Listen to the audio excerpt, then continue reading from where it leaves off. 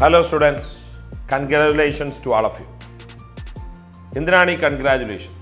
നമുക്കറിയാം, കേരളത്തിലെ engineering pharmacy പ്രവേശനത്തിന് ആവശ്യമായ എൻട്രൻസ് പരീക്ഷ കീമിൻ്റെ റിസൾട്ട് പ്രസിദ്ധീകരിച്ചു. ധാരാളം മിടുക്കന്മാരും മിടുക്കികളും ഉയർന്ന റാങ്കുകളോടുകൂടി തന്നെ അവരുടെ അഡ്മിഷൻ ഉറപ്പാക്കിയിട്ടുണ്ട്. സോ ഞാൻ ആദ്യം പറഞ്ഞ കൺഗ്രാജുലേഷൻ അവർക്കും അവരെ പഠിപ്പിച്ച അധ്യാപകർക്കും അവരോടൊപ്പം നിന്ന രക്ഷിതാക്കൾക്കും എല്ലാം ഉള്ളതാണ്. ഇനി ആ കീം റിസൾട്ട് പ്രധാനമായും ഫാർമസി കോഴ്സിനോടൊപ്പം എഞ്ചിനീയറിംഗിൻ്റെ പ്രവേശന പരീക്ഷയാണ്. അപ്പോൾ കീം ചുരുക്കി പറഞ്ഞാൽ കേരളത്തിലെ എഞ്ചിനീയറിംഗ് കോളേജുകളുടെ ബിടെക് പ്രവേശനത്തിനുള്ള പ്രവേശന പരീക്ഷയായിട്ടാണ് പ്രധാനമായും കൺസിഡർ ചെയ്യുന്നത്. അപ്പോൾ നമുക്ക് ഈ വർഷത്തെ 2024 കീമിൻ്റെ റാങ്കും കോളേജിൽ ഏത് കോഴ്സ് കിട്ടാനുള്ള സാധ്യതയുമുണ്ട് എന്നുള്ളതിനെ കുറിച്ചൊന്ന് വിശകലനം ചെയ്യാം. 2023 ഓരോ കോളേജിലെയും റാങ്കുമായി കമ്പയർ ചെയ്യുമ്പോൾ നമുക്ക് ഈ വർഷം എവിടെയൊക്കെ അഡ്മിഷൻ കിട്ടാൻ സാധ്യതയുണ്ട് എന്ന് അറിയാൻ കഴിയും. ഇപ്പോൾ നമുക്കെല്ലാവർക്കും അറിയാം, എഞ്ചിനീയറിംഗ് കോളേജുകൾ കേരളത്തിൽ ഏറ്റവും പ്രധാനപ്പെട്ട കോളേജാണ് CET, college of engineering Trivandrum. അവിടെ ഏറ്റവും പ്രധാനപ്പെട്ട കോഴ്സ് കമ്പ്യൂട്ടർ സയൻസ്.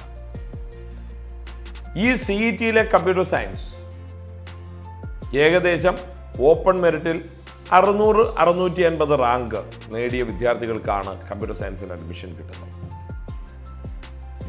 ഞാൻ വളരെ സന്തോഷത്തോടു കൂടി തന്നെ നിങ്ങളോട് ഒരു കാര്യം കൂടി പറയട്ടെ. ട്രിവാൻഡ്രം ബ്രൈറ്റ് അക്കാഡമിയിൽ നിന്ന് ഈ വർഷം പരീക്ഷ എഴുതിയ 4 പേർ ഈ 600 റാങ്കിന് താഴെ മേടിച്ചിട്ടുണ്ട്. കേരളത്തിൽ 39ാമത്തെ റാങ്കുമായി ഷെജിൻ ഷാ, 39ാമത്തെ റാങ്കുമായിട്ട് ഷെജിൻ ഷാ. ഉറപ്പായി കമ്പ്യൂട്ടർ സയൻസ് CET അഡ്മിഷൻ കിട്ടും. രണ്ടാമത്തെ ആള് അഭിനവാണ്, 327 അദ്ദേഹത്തിൻ്റെ റാങ്ക്. മൂന്നാമത്തെ ആൾ ആരോമലാണ്, 340 റാങ്ക്. അതോടൊപ്പം അമൻ ഫാത്തിമ 428.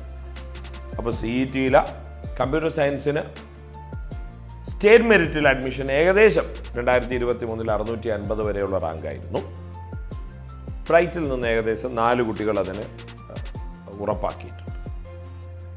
അതോടൊപ്പം ഇനി റിസർവേഷൻ ഉണ്ട് എങ്കിൽ മുസ്ലിം ഈഴവ റിസർവേഷനൊക്കെ ഏകദേശം 900-950 വരെയൊക്കെ പോകും, 1000-നകത്ത് ഉള്ള ഒരു റാങ്ക്. ഇത് തൊട്ടടുത്ത കുട്ടികൾ സെലക്ട് ചെയ്യുന്ന കോളേജ് എന്ന് പറയുന്നത് തൃശ്ശൂർ ഗവൺമെൻറ് എഞ്ചിനീയറിംഗ് കോളേജാണ്. അവിടേക്ക് വരുമ്പോൾ ഈ റാങ്ക് 1100 എന്നുള്ള ഒരു രീതിയിലേക്ക്, അതായത് കീമിൽ 1100 റാങ്ക് കിട്ടുകയാണെങ്കിൽ ഈ തൃശ്ശൂർ എഞ്ചിനീയറിംഗ് കോളേജിൽ കമ്പ്യൂട്ടർ സയൻസ് കിട്ടും. റിസർവേഷൻ ഉണ്ടെങ്കിൽ അതൊരു 1300-1350 വരെയൊക്കെ പോകും. ഇനി TKM ആണെങ്കിൽ ഒരു 2000-2100 ആയിരിക്കും സ്റ്റേറ്റ് മെറിറ്റ്.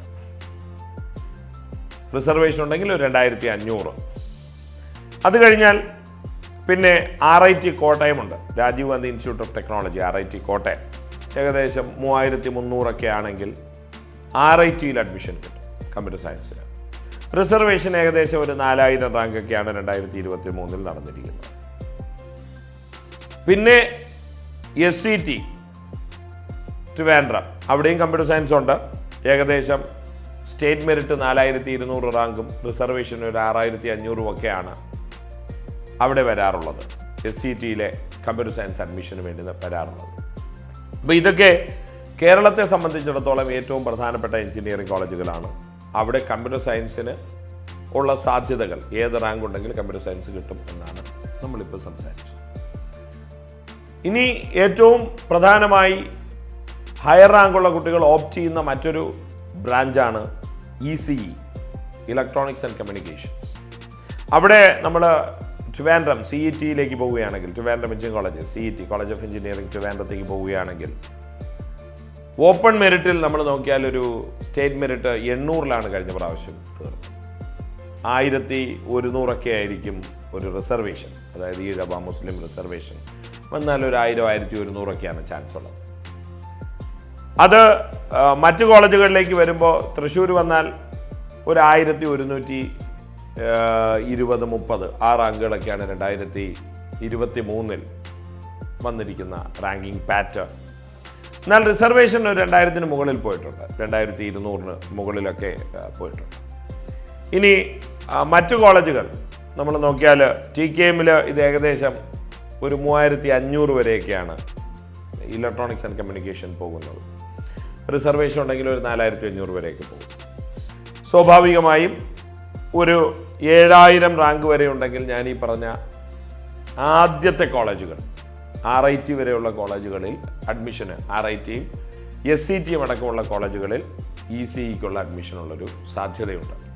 ഇനി നമ്മൾ ട്രിപ്പിളിയിലേക്ക് വന്നാൽ ഇലക്ട്രിക്കൽ ആൻഡ് ഇലക്ട്രോണിക്സ് എഞ്ചിനീയറിംഗ് അതിലേക്ക് വരികയാണെങ്കിൽ, ട്രിപ്പിളിയിലേക്ക് വരികയാണെങ്കിൽ കുറച്ചുകൂടി ഇപ്പോൾ ഈവൻ നമ്മൾ CETയിലേക്ക് വരികയാണ്, കോളേജ് ഓഫ് എഞ്ചിനീയറിംഗ് ട്രിവാൻഡ്രത്തിലേക്ക് വന്നാൽ തന്നെ ഏകദേശം ഒരു 1600-1700 റാങ്ക് ഉണ്ടെങ്കിൽ സ്റ്റേറ്റ് മെറിറ്റ് കിട്ടും. 2800ഓളം വന്നാൽ റിസർവേഷൻ വരും. ഇങ്ങനെ ഏകദേശം 12000 റാങ്ക് വരെ, 12000-13000 റാങ്ക് വരെയൊക്കെയാണ് RITയിലൊക്കെ വന്ന് റിസർവേഷൻ നിൽക്കുന്നത്. 10000ഓളം റാങ്ക് ഉണ്ടെങ്കിൽ RITയിൽ ട്രിപ്പിളി കിട്ടും. അപ്പോൾ സ്വാഭാവികമായും 52,000ഓളം കുട്ടികളാണ് ഈ 79,000 കുട്ടികളിൽ നിന്ന് ഈ റാങ്ക് ലിസ്റ്റിൽ ഉൾപ്പെട്ടിട്ടുള്ളത്.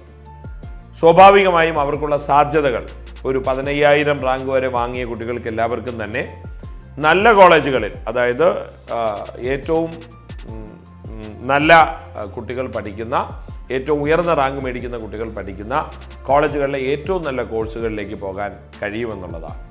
സ്വാഭാവികമായും നിങ്ങൾ ഓപ്ഷൻ ഫില്ല് ചെയ്യുമ്പോൾ നിങ്ങളുടെ സാധ്യതകൾ കൂടി വെച്ചുകൊണ്ട് വേണം ഇത് ഫില്ല് ചെയ്യാൻ. അപ്പോൾ നിങ്ങൾക്ക് നിങ്ങൾ ഉദ്ദേശിക്കുന്ന സ്ഥലത്ത് തന്നെ ഒരു അഡ്മിഷന്, ഉദ്ദേശിക്കുന്ന കോഴ്സിന് തന്നെ അഡ്മിഷൻ കിട്ടാനുള്ള സാധ്യതയുമുണ്ട്. സ്വാഭാവികമായും കോഴ്സ് സെലക്ഷനും കോളേജ് സെലക്ഷനും വളരെ ഇമ്പോർട്ടൻ്റ് ആണ്.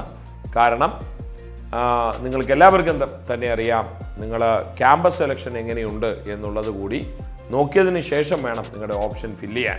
കാര്യം നമ്മുടെ കരിയർ ഡെവലപ്പ് ചെയ്ത് പോകേണ്ടത്, മൗൾഡ് ചെയ്ത് പോകേണ്ടത് ഒരു കോളേജിലെ ക്യാമ്പസ് സെലക്ഷനിലൂടെ ആയിരിക്കണം. ആ പ്രോസസ്സാണ് ഫസ്റ്റ് സ്റ്റെപ്പ്. സോ എല്ലാ വിജയികൾക്കും ഒന്നുകൂടി ആശംസകൾ നേരുന്നു, അഭിനന്ദനങ്ങൾ നേരുന്നു. So wish you all the best. എല്ലാവർക്കും അവർ ഉദ്ദേശിക്കുന്ന കോളേജുകളിൽ അഡ്മിഷൻ ലഭിക്കട്ടെ. Thank you.